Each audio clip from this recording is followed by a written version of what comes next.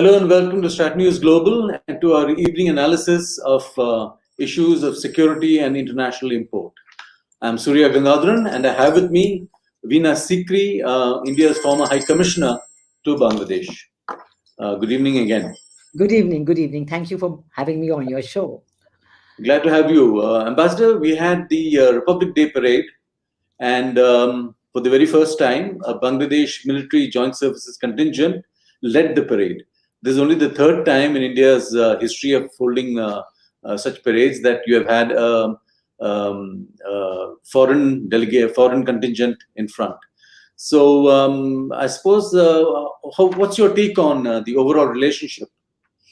Well, I think, first of all, the presence of the contingent from Bangladesh in our Republic Day parade was very important, very significant. This has symbolic significance and substantive significance. Well, symbolic because it's after 50 years. 50 years ago, during the Liberation War, India and Bangladesh were side to side, shoulder to shoulder, the Mukti Bahini and the Indian armed forces, and they were victorious in the Liberation War.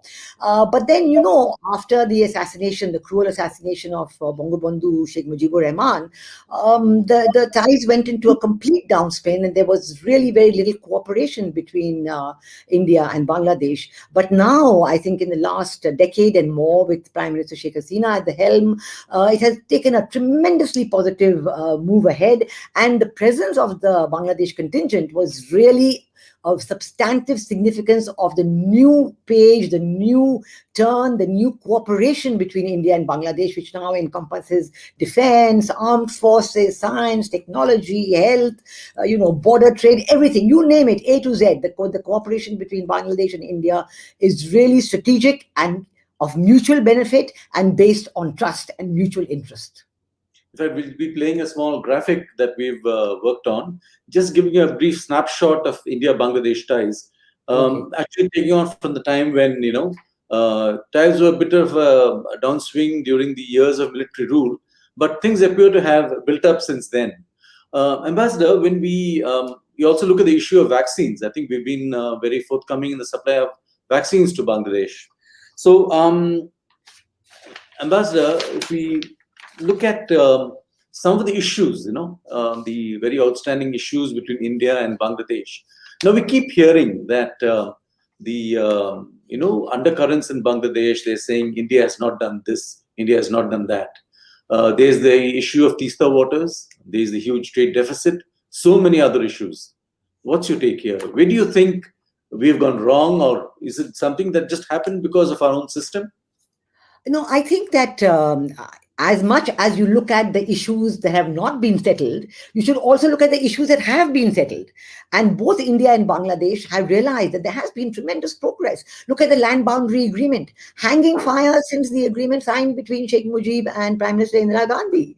So, it was hanging fire, and hanging fire now is being solved. And actually, the implementation has taken place under Prime Minister Modi. And in fact, we moved ahead. The people have been exchanged. Whoever wants to live in Bangladesh has stayed behind. Whoever wants to come to India has come. This has been a tremendous progress in this agreement. Then, for example, the issue of coordinated border management. Now, this is tremendous. Was always India has the longest border with Bangladesh, as you know, 4,000 kilometers and more. And as is expected, it's a porous border. It's a border where people are living right at the borderline on both sides, and so there are all kinds of activities. So there was always problems. But now, through cooperation, through coordinated border management, it has come down enormously. There still are problems. I mean, still there is a big issue, that if some people get killed, there's cattle smuggling taking place, there's fake currency smuggling taking place, arms smuggling taking place, and most tragically, the trafficking of women and children. So these are, very real issues that are inevitable in the neighborhood. Between two such close neighbors who share, it's like two people living in the same mohalla together, you always will have some issues. But as long as you look at them positively and together, with the same spirit of cooperation and trust, everything can be solved, and it is being solved. Even water resources, after all, the Ganga Waters Treaty had been signed, and it is working very well to the fullest expectations of both sides because there's a joint implementation. Every 10 days during the dry season, both sides get together and measure the water and sign off on it. So that's working fine. Now, On the Teesta, we are looking at how to carry it forward because, of course, there's a state government involved on the Indian side. But in the meanwhile, while the sharing water agreement is in the process of being signed, a lot of other water management issues on the Teesta, and there is that are being solved, and also on 6 other rivers, we're looking at a joint agreement, looking at creating a model framework. So all this is happening. The meetings are taking place. So it is an issue, the relationship between India and Bangladesh, that is always going to be a work in progress. And I think it is very important for the people of India and Bangladesh to be constantly meeting each other, creating the friendship between each other, understanding each other. And that is what is happening. But we have to always be aware that there are forces, countries in the world who don't want this friendship between India and Bangladesh to flourish. That's what I want to my next question, Ambassador. You've served there, and there are these constant undercurrents, some little rumor or a report or somebody saying that things are not well on the India-Bangladesh front. India has not done this. These things are happening. That group is saying this, It's a constant thing that's going on all the time. I mean, where does this come from? Who's doing it? As I said, there are interests, there are serious interests, people who don't want the relationship to prosper and who are willing to look at the half empty or the quarter empty or even the 10% empty part of the glass and focus only on that and not look at the 90% part which is full and functioning well. And I think that the only answer to that, and this will happen because it comes in the media, we have a free media. That is the other thing. Bangladesh and India share so many values. We have a completely free media. We have vibrant democracies. We have, a lot of exchange, talk shows on television all the time. So there will be a lot of views and counter views coming across. But always we have to take on board any views expressed and see to what extent they're valid. For example, recently in December 2020, there was the virtual summit between Prime Minister Modi and Sheikh Hasina. Now, if you look at the document that was signed at that time, you are amazed at the amount of positivity, the amount of achievement that has taken place just in those, in that document that is recorded there, that has happened in the last few years and weeks, even during the pandemic. We were cooperating on the vaccines. 2 million doses of Covishield have already reached Bangladesh as a gift from India. There has been a private sector agreement on supplying another 3 crore doses. So all that is there, but always, even in the document on December 2020, you had issues like, okay, now the trade agreement the trade cooperation is working fine. Bangladesh exports are increasing, but the issue of non-tariff barriers, maybe, some particular area. There's now a India-Bangladesh CEO forum in textiles, for example, to cooperate in textiles bilaterally and for the world market. So there is as much progress as you will see, okay, this also will work on. That's fine. If there is an issue, if Bangladesh is concerned about any issue, we are more than happy to cooperate, talk about it, find a solution and move ahead. There is a sense that India is constantly worried about, maybe an influx of imports from Bangladesh. So there are duties on Bangladeshi jute, and there's so many other items. When you were High Commissioner there, I presume some of these issues were playing out even then, in those days. That's always there. Yes, they were there. Some of them were there. Many of them have been solved and fresh ones have come in their place.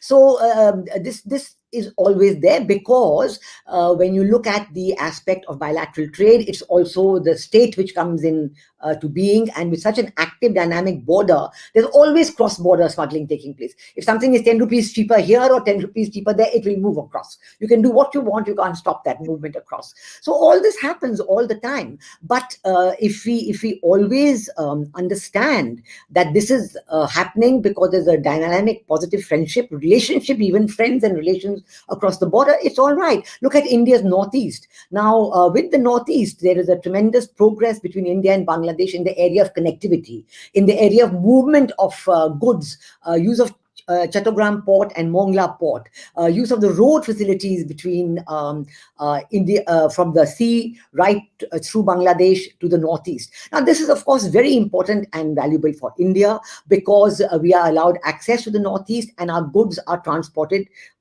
through Bangladesh. But this is very important for Bangladesh as well, because Bangladesh gets access to the northeast market. And this is a tremendous positive for Bangladesh industry. And the same road and the same bridge that is being built to allow a closer access from Chattogram port to the northeast will be used by Indian goods going in Bangladesh trucks on that road, and also by Bangladesh goods going in Bangladesh trucks and selling in the northeast. So this is a great win-win for India and for Bangladesh. This will increase Bangladesh exports to India even more. So we're looking forward to all these developments. Look at the developments in the power sector, the power trade between India and Bangladesh. It is a unique example where we do power trading at different times of the day. And there are whole areas of Bangladesh in Khulna, in the southwestern portion of Bangladesh, which now have continuous electricity, which their industry is now using, which school children are benefiting from. And it's a great progress for the people of Bangladesh. Ambassador, you're giving me a very, very positive spin on the relationship, and fine, I mean, I'm glad you look at it that way. But, as a journalist, one also looks at those little things that are going on there all the time, that we keep hearing about, and that keep people on the other side keep telling us. Like, for instance, radicalization. Now, that has huge import for us also, in terms of, the sentiments that are being spread among sections of their population. And it is a deeply religious country, as we are. How do you see this? No, I do. Radicalization is a very serious and a very real problem. And it's a problem, as you said, in India and in Bangladesh. And I must say that government of Bangladesh has recognized the problem. And they have actually assigned some of their police agencies like RAB and others to actually work on radicalization. Counter-radicalization programs and steps are being taken, and to actually make sure that the people, either they sometimes come in and say, okay, now we don't want to work for extremist groups, or when you find them, maybe they're in jail and you need to have a program of counter-radicalization. This is a very, very important area of cooperation between India and Bangladesh. Counter-terrorism. The terrorists moving from different parts of the subcontinent, one to the other. We exchange information on that with our respective intelligence agencies. And this is a very real, active part of the cooperation. We have training programs together, how to cooperate in the area of counterterrorism, how to inform each other about the counterterrorism activities which are underway, and how that each country should be able to work together to end this problem of counterterrorism, radicalization, fundamentalist extremism. All these are very real issues. I'm not pushing anything under the carpet. What I'm saying is that these problems exist, they will continue to exist, and we are solving them as we speak.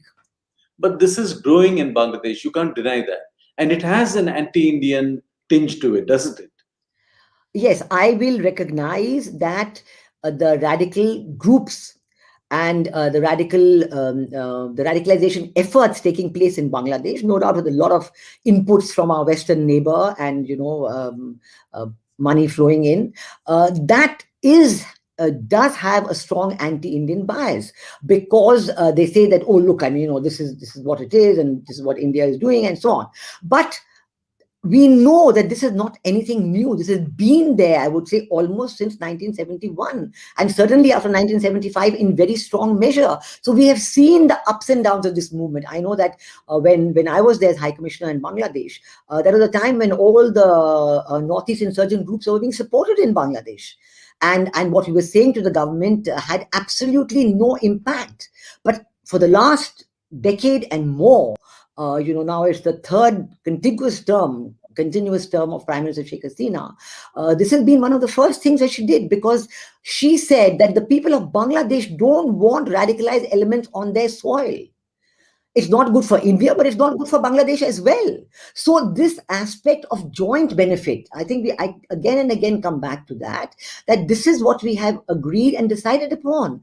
And while this problem, I will not say it has not gone away, because it's a continuous effort to refresh it, to put more money into it, put more people into it. And now, with social media and everything, we also had activities of people like Zakir Naik and so on. So these elements are there. They're going to continue to be there.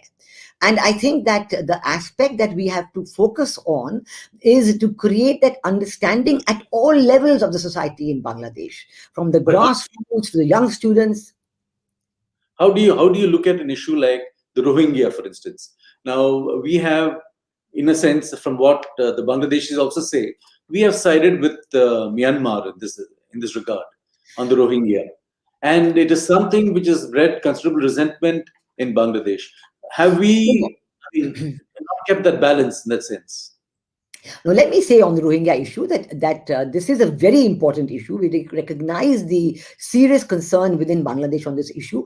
And again, I will point to the December 2020 communique where this issue is mentioned. And in fact, Prime Minister Sheikh Hasina has requested that when India is in the Security Council, as we are from 1st of January this year, that we will be able to do something to move the progress on this issue forward.